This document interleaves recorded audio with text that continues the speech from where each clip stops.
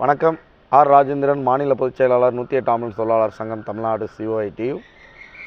வருகின்ற ஜனவரி 8 தமிழகம் முழுவதும் 108 ஆம்புலன்ஸ் தொழிலாளர்கள் வேலைநிறுத்தத்தில் ஈடுபட இருக்கிறோம். அதற்கான ஆயத்த கூட்டம் இன்று கோவை மாவட்டத்தில் தாமஸ் கிளப்பில் நடைபெற்று கொண்டிருக்கிறது.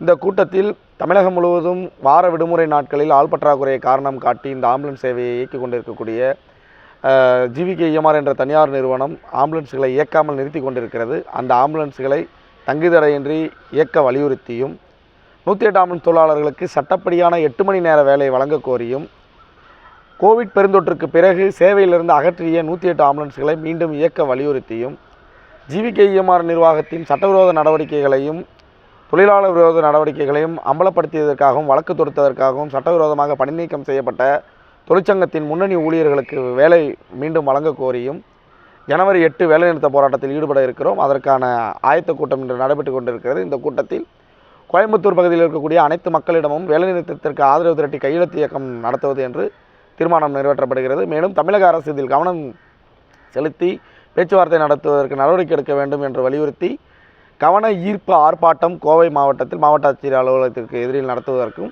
இன்று தீர்மானம் நிறைவேற்றப்பட்டிருக்கிறது. நன்றி.